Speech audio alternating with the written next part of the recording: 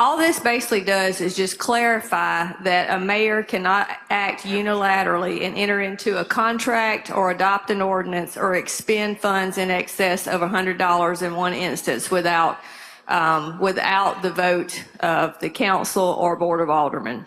And that's basically all it does. Would I have any? Senator, one moment, please. I'm looking for the strike off, please, ma'am. One moment.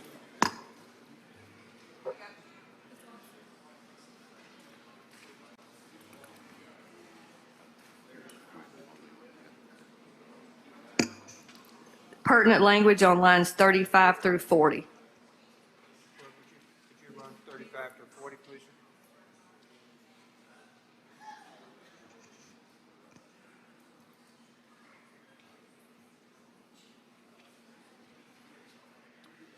Okay. Senator Jordan, for what purpose are you recognized for a question? Thank you, Mr. President. Senator, does this is for any form of city government we have several in the number? Correct. Any form of city government we have, council, board of aldermen, it just clarifies that a mayor cannot unilaterally act and enter an ordinance or into a contract or expend an excessive amount of funds without prior approval of the council. You said $100, did you say? Yes, no more than $100 on one occasion without prior approval from the council. It doesn't matter how large the city may be or how small it may be? Correct. Because if it's travel expenses or anything like that, the council's going to already have that approved, but we know that something could come up that the mayor needs to do, so that's why we put that at $100. Okay. Thank you. Could have a flat tire, something like that. Senator Wiggins. Thank you, Senator. Senator Wiggins, for what purpose, sir? Question. Are you for a question, Senator? Yes. Senator Wiggins, you're recognized for a question. Thank you.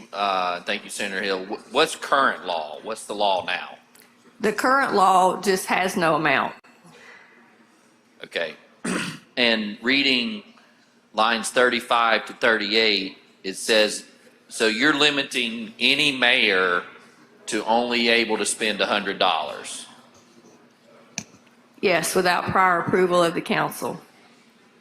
Is that a problem going on right now in different municipalities? There's been a few occasions, yes.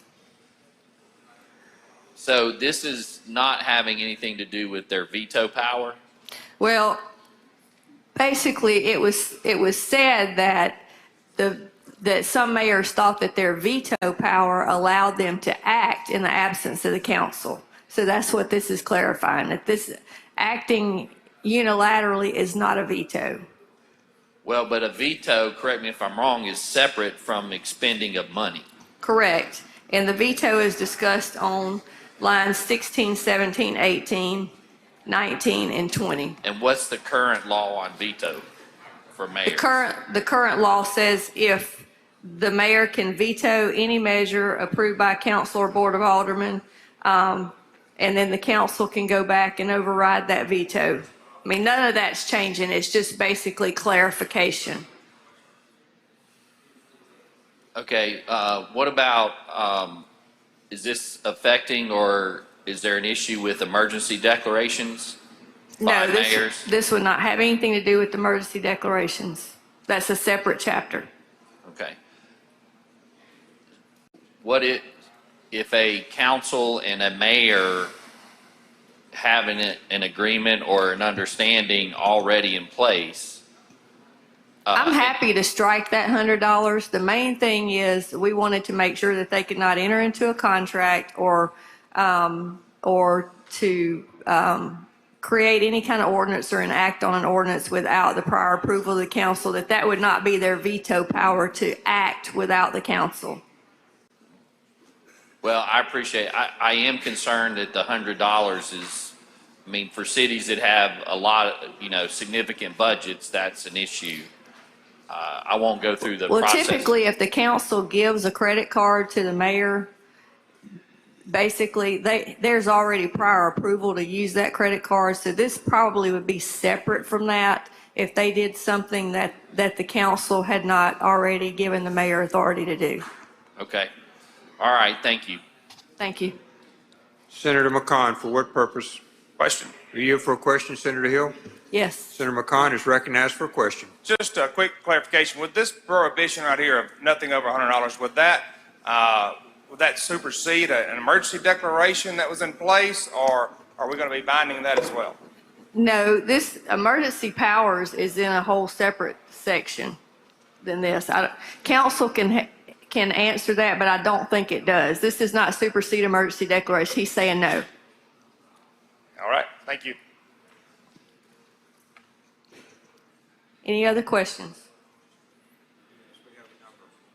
Yes, Senator, we do, I believe. Senator Blackman, for what purpose, Senator? Question, Mr. You were here for a President. question, Senator Hill? Yes. Senator Blackman is recognized for a question. Thank you, Mr. President. Senator Hill, when a county or a city adopt their budget, as long as any department is operating within the budget that the city or county adopts, would they not be operating legally? Well, that would depend on what they were purchasing. If they were purchasing outside the scope of what they should be purchasing for, or if they were purchasing things maybe without a purchase order, I think there could be a lot of situations to where they may or may not be within the legal confines of their approved budget. Well, but my statement was that they were operating within the confines of a budget that this legislature directs that they approve by September 15th of each year. Correct, and that has nothing to do with this bill. Well, if the mayor has a budget, which I presume that every mayor does, and that has been approved as our statute states by September 15th of each year, and they're operating within the confines of that budget that the state of Mississippi said had to be adopted by September 15th of each year, would they not be operating legally? If they've approved the budget and the employees are acting within the scope of their employment and not purchasing anything that does not have to do with their job, I assume they would be. I'm perfectly happy to remove that $100. That was just an arbitrary number if you want to remove it. Main thing is we want to make sure that we clarify that no mayor can act unilaterally and enter into a contract or an ordinance without the approval of the council. Thank you. Thank you, Senator. Senator Blunt, for what purpose? Senator Blunt passes. Anyone else? Take Senator Blackman. Thank you. Anyone else on questions? Okay, I'm sorry. Senator Barnett, for what purpose, sir?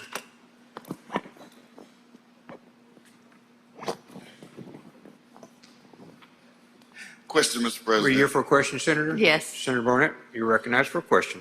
Senator Hill, as a former mayor, this bill that you have before us it basically takes away powers of the mayor, some of the powers of the mayor, and it also, in my opinion, takes away some of the powers of the city council because Well, I they're the ones disagree with that. Well- It changes no power of the city council, and all it says is the mayor can only spend $100 without prior approval. Does Well, nothing as to a- the councils. As a former mayor, I mean, I had to follow that, senators, that, I couldn't just willy-nilly just go out there and spend money at my discretion without it being approved by the city council. And we already had budgets in place in September of that year, but even after that, I just couldn't go out and spend money at my pleasure because it was what I wanted to do. Well, then this should follow right along the lines with how you conducted your office. Well, but I don't understand why are we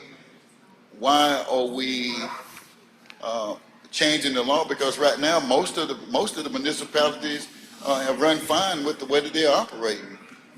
So why Maybe are we? most, but not all. So I think that the law needs some clarification that a mayor can't act unilaterally without the vote of the council on contracts and ordinances and policies. I think this senator is going to have a lot of municipalities to take this a little bit too far. I think that this is going to be subject to a lot of phone calls to the Well, I haven't Attorney gotten General. any. I haven't gotten any yet, and I just ran into Sherry and Trey in the parking lot a couple of days ago. But if they have a problem with it, we'll fix it. Well, are you aware also, Senator, that there's thousands, probably, AG's opinions on this very matter right now, and none of them are the same on any opinions that they have given on this matter? Well, the Attorney General can make an opinion on a lot of things. The state legislature makes law.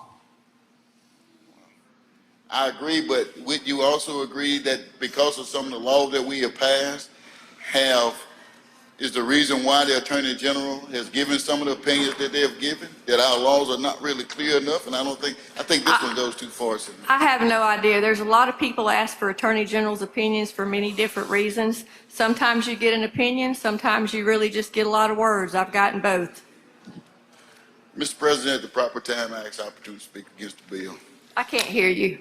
At the proper time, you're granted time to speak against the bill. 1 second. We're still on the amendment right now. No, he wants to speak on the bill, I think. Senator Barnett, that was speaking on the bill.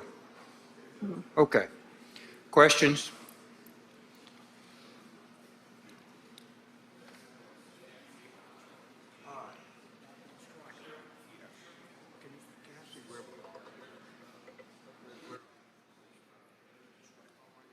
We need to adopt strike all. Okay. All in favor signify by saying aye. Aye. Opposed, no. Okay, we've adopted a strike all. We're back. Now we're on the bill. Bill, it wasn't a strike all, it was just an amendment. Pardon me? 1 moment, please. If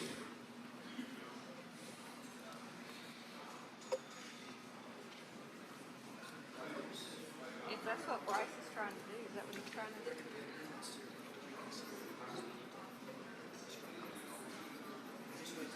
Okay.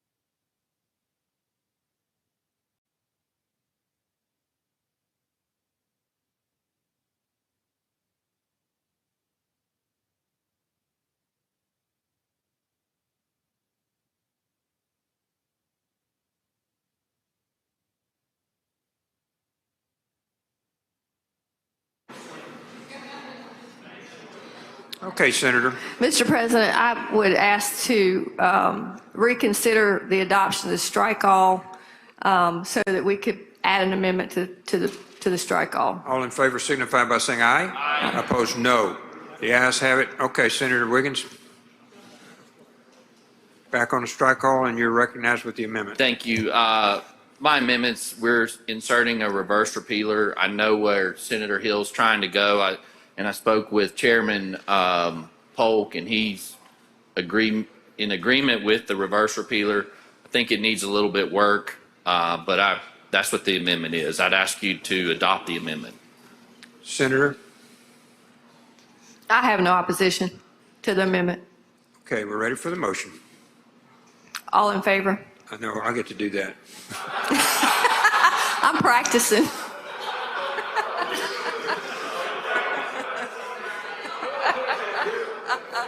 Senator's made has made a motion. All in favor signify by saying aye.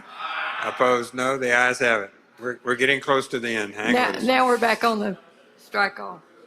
Ask for passage on the afternoon roll call. We got to adopt the strike. Now I have to adopt strike call as amended. All in favor signify by saying aye. Opposed, no. The ayes have it. Now we're ready. Now we're back on the bill. Yes, ma'am. Ask for passage on the afternoon roll call. Anyone object to the procedure? Or is voting no? Moran. Norwood. Frazier. Thomas. Jackson. Barnett. Horn. Blackman. Butler. Hickman. Kelvin? Butler.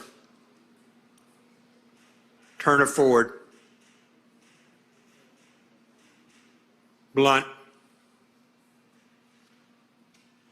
Anyone else? Mr. Clerk, please read the noes. Suber, present. McCon, present. Anyone else? Read the noes, please, Mr. Clerk, and we'll close.